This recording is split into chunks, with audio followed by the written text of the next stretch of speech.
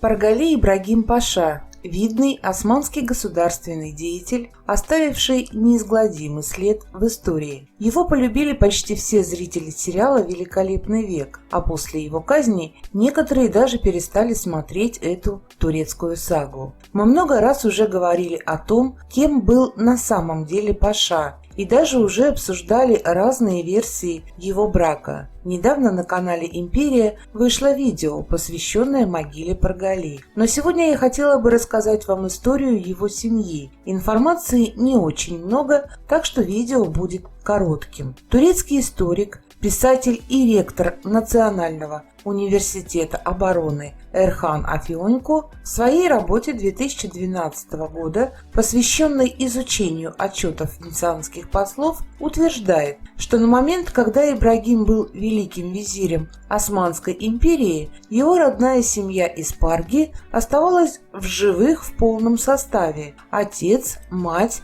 и два его брата. Ибрагим никогда не забывал, кто он и откуда родом. Не упускал он из виду и судьбу своей семьи. В 1527 году по его приглашению вся семья в полном составе прибыла в Константинополь в гости. Визирь поселил своих родных в отдельном небольшом доме, а потом и вовсе предложил им остаться. Осман Туран, признанный специалист по истории сельджуков, написал ряд связанных с сельджуками статей в энциклопедии ислама. Не обошел он в своих работах и Османскую империю. Туран упоминает Ибрагима как христианина, принявшего ислам. Он утверждает, что его отец и вся семья также приняли ислам, а отец получил имя при свержении Юнус и статус паши. В те времена сделать карьеру при османском дворе не мусульманину было невозможно.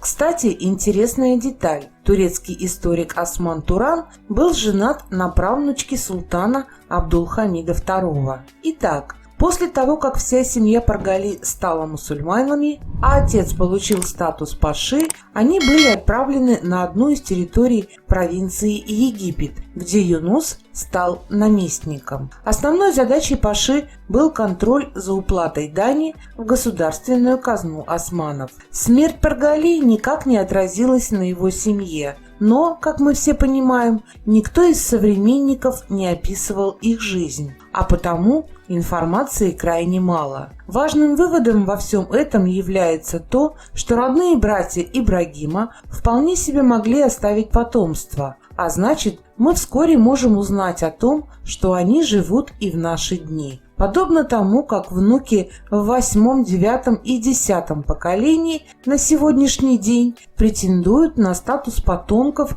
и наследников другого великого визиря Ибрагима Паши, который умер в 1730 году. Он служил османскому султану Ахмеду III. Часть потомков уже официально признаны судом Стамбула. Друзья, а как вы оцениваете деятельность великого визиря Ибрагима Паши при османском дворе? Напишите в комментариях.